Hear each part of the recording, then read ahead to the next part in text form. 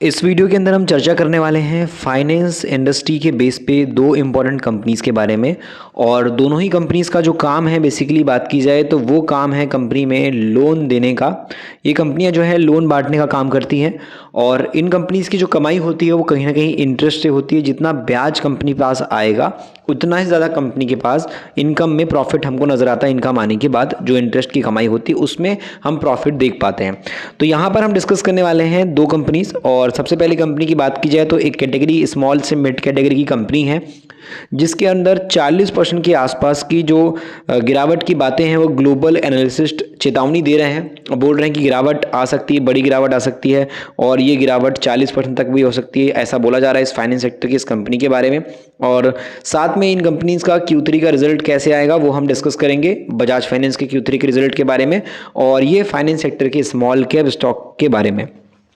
तो ग्लोबल जो एनालिसिस्ट हैं उन्होंने चेतावनी दी है, तो किस बेसिस पे दी है उसको इस वीडियो में थोड़ा समझने की कोशिश करते हैं। क्योंकि मार्केट में अभी काफ़ी टेंशन का माहौल क्रिएट है और मार्केट ऊपर भी जा रहा है तो भी इन फाइनेंस इंडस्ट्री की दोनों कंपनीज में काफ़ी बड़ी दबाव हमको गिरावट नज़र आ रहा है, काफ़ी बड़ा प्रेशर नज़र आ रहा है जो बिकवाली मार्केट के अंदर गिरावट के टाइम पर नॉर्मल मार्केट में सभी कंपनीज में होती है। तो उस पॉइंट पे देखा जाए तो ये स्टॉक तो गिरते ही हैं, लेकिन जब मार्केट ऊपर जा रहा होता है, जब मार्केट में एक मूवमेंट पॉजिटिव वाला क्रिएट होता है उस टाइम पे भी इनमें जो है प्रेशर क्रिएट होता है। यहाँ पे बात की जाए तो सेलिंग का, तो पॉइंट ऑफ व्यू से बात करेंगे दोनों कंपनीज में। और अगर हम बात करें कंपनी के बारे में तो माइक्रो फाइनेंस सेगमेंट में है अभी कंपनी जो हम पहली बात कर रहे हैं। और मंदी के चलते बात की जाए तो ब्रोकरेज फर्म जो गोल्डमैन सैक्स है उन्होंने क्रेडिट एक्सिस ग्रामीण को लेकर अपनी राय बरकरार रखी है। और इस बार ब्रोकरेज की रिपोर्ट को देखें तो ब्रोकरेज के सेगमेंट में फिलहाल सुधार के संकेत नहीं दिखाई दे रहे हैं। ब्रोकर का मानना है कि कंपनी में और हालत खराब हो सकती है। गोल्डमैन सैक्स ने बात की जाए तो क्रेडिट एक्सिस ग्रामीण पर अपनी जो सेल रेटिंग है उसको बनाए रखा है कि स्टॉक और गिरेगा और गिरेगा, ये लगातार रिपोर्ट आ रही है।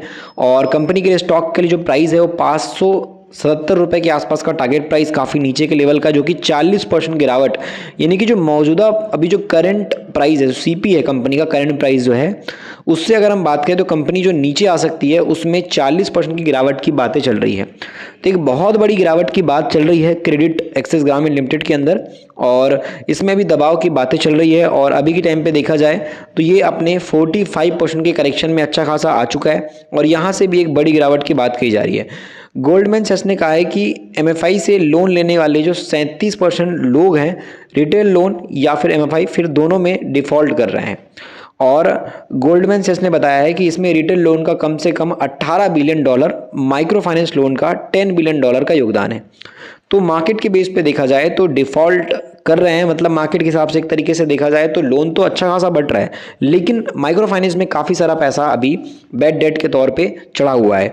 ब्रोकरेज ने कहा है कि मार्च 2024 में रिटेल लोन्स में जो स्लिपेज में बात की जाए तो 120 बेसिस पॉइंट की बढ़ोतरी हुई है और 4.3% तक पहुंच गई है।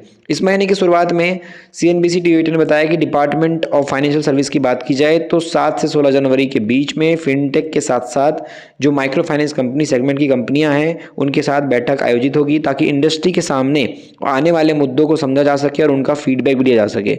तो इस हिसाब से मार्केट में बात की जाए तो कोई खास पॉजिटिव की उम्मीद नहीं है।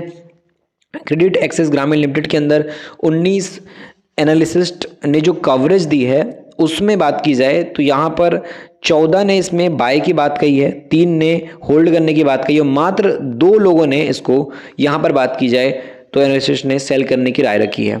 बाकी 14 का मानना है कि गिरावट काफ़ी बड़ी हो चुकी है तो यहाँ पर इस गिरावट का फ़ायदा लेना चाहिए, 14 लोग मान रहे हैं। उसके अलावा 2 लोग मान रहे हैं कि इसको बेचना चाहिए और 3 लोग मान रहे हैं कि शेयर अगर आपने खरीदा है तो उसको बेचो भी मत और खरीदो मत, होल्ड करके रख दो। ये ब्रोकर की ओपिनियन अभी चल रही है। क्रेडिट एक्सिस ग्रामीण लिमिटेड के अंदर बात की जाए तो 15 तारीख के अंदर 6% की गिरावट कल के दिन नजर आई। मार्केट के बेस पे काफ़ी बड़ा प्रेशर, आज के मार्केट के बेस पे बात की जाए तो गिरावट हुआ है। कल कैसा होगा वो देखना इंटरेस्टिंग रहेगा।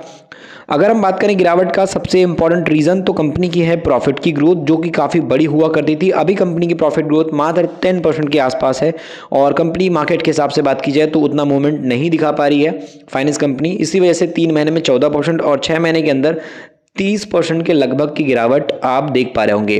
प्राइस टू अर्निंग रेशियो के हिसाब से बात की जाए तो ये अपने जो मीडियन पी था इसका 25 के आसपास का मीडियन पी था, इससे भी नीचे आ चुका है और पी इसका जो है 14-15 के आसपास आ गया। तो काफ़ी मतलब बात की जाए तो अपने एवरेज प्राइस जो इसका मीडियम पी था, मतलब जो एवरेज प्राइस था, उससे भी नीचे इसका शेयर आ गया। तो काफ़ी सस्ते रेट पे अभी के टाइम पे ये कंपनी का जो शेयर है वो पहुंच चुका है। फाइनेंस इंडस्ट्री के बेस पे ऑलरेडी आपको पता है दिग्गज कंपनी बजाज फाइनेंस है, और उसके बाद एक कंपनीज़ का नाम आता है छोटी मोटी कंपनीज़ का। अभी कंपनी का डेटा सितंबर तक का आया है और इस कंपनी का जो रिजल्ट है वो 24 जनवरी को आने वाला है। तो मार्केट के हिसाब से अगर आप देखो तो ये डेट ध्यान दे सकते हो, 24 जनवरी 2025 को कंपनी के Q3 के रिजल्ट आएंगे।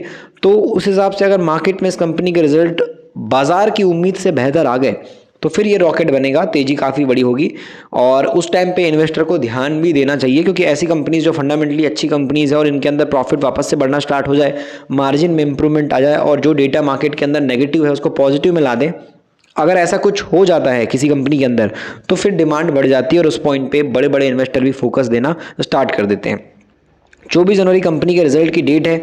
सितंबर तक का डेटा अगर हम शेयर होल्डिंग के बेस पे देखेंगे तो अभी अपडेट है। Q3 की शेयर होल्डिंग के डेटा अभी अपडेट नहीं हुआ है, तो वो भी देखना इंटरेस्टिंग रहेगा। FSDS ने खरीदारी की, बिकवाली की, इस गिरावट के टाइम पे क्या हुआ है वो भी इंटरेस्टिंग हो जाता है। बाजार का फाइनेंस इंडस्ट्री का सबसे बड़ा हाथी जो बैठा है तो उठ ही नहीं रहा है। ये ऐसा हाथी है जो नीचे बैठा है रोड पे चलते चलते तो बैठे गया है, उठ ही नहीं रहा है ये हाथी।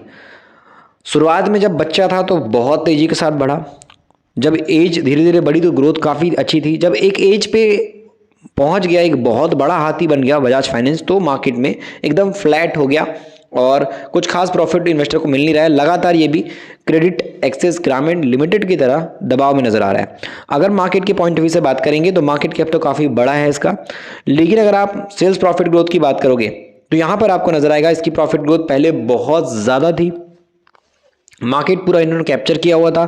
ये प्रॉफिट ग्रोथ कंपनी की 3 गुना 4 गुना ज़्यादा थी, अब कंपनी की प्रॉफिट गुना घट गई है प्रॉफिट ग्रोथ।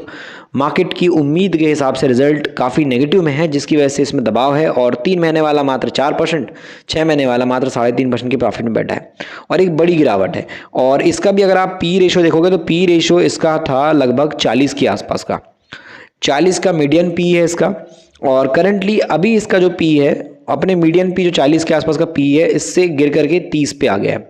तो ये भी क्रेडिट एक्सेस ग्रामीण लिमिटेड की तरह अपने जो एवरेज प्राइस है उससे भी नीचे आ गया है। मतलब एक होता है कि बहुत हाई चला गया पी, मतलब बहुत महंगा हो गया शेयर, एक होता है कि मीडियन पी पे बैठा है, मतलब एक एवरेज प्राइस पे, ना तो महंगा ना तो सस्ता, और एक होता है कि मीडियन पी से नीचे जब किसी कंपनी का पी रेशो आ जाए तो मतलब वो काफ़ी सस्ता हो चुका है। तो बजाज फाइनेंस भी उसी कैटेगरी की कंपनी में आ चुकी है। मार्केट के बेस पे अभी भी इसके रिजल्ट आना बाकी है, और बजाज फाइनेंस के जो रिजल्ट हैं वो 29 जनवरी को आएंगे। तो Q3 के बेसिस पे बजाज फाइनेंस के रिजल्ट भी देखना काफ़ी इंटरेस्टिंग रहेगा। मार्केट के हिसाब से कैसे रिजल्ट आते हैं वो काफ़ी इंटरेस्टिंग रहेंगे, क्योंकि ओवरऑल जो कंपनी की ग्रोथ हमने देखी है अभी तक वो जो पहले चल रही थी उस हिसाब से काफ़ी डिसेंट आ गई है। और जहां कंपनी आज के 3 साल कंपाउंडिंग की बात करें 48% का प्रॉफिट ग्रोथ था, आज कंपनी का 17% का प्रॉफिट ग्रोथ है। तो प्रॉफिट ग्रोथ काफ़ी डाउन जाने की वजह से भी शेयर प्राइस में काफ़ी बड़ी गिरावट आई है। बाकी अगर आप मार्केट के बेस पे सितंबर के हिसाब से होल्डिंग देखोगे तो ही अवेलेबल है, और सितंबर के डेटा के हिसाब से तो यहाँ पे जो DIS है उसका स्टेक इंक्रीज हुआ था। अब देखते हैं दिसंबर के डेटा में कंपनी का Q3 का अपडेट कैसे आता है। तो ये हमने 2 कंपनीज बात की, 2 फाइनेंस इंडस्ट्रीज की है, इनके दोनों इंपॉर्टेंट अपडेट को हमने कवर किया। अगर आपको मार्केट सीखना है, एजुकेशन के बेसिस पे अच्छी खासी ई बुक पढ़नी है तो मिडिल क्लास का स्टॉक मार्केट ई बुक पढ़िए। इस ई बुक में वो सारी बातें हैं जो आम आदमी को जानना सीखना ज़रूरी है, जिससे कि लॉन्ग टर्म इन्वेस्टमेंट वो काफ़ी बेहतर तरीके से कर सकता है। 5 से 7 साल का अनुभव जिस भी इंसान को सीखना है मार्केट के प्रति, तो उसके लिए शुद्ध हिंदी में लिखी गई ई बुक डेफिनेटली काम आएगी।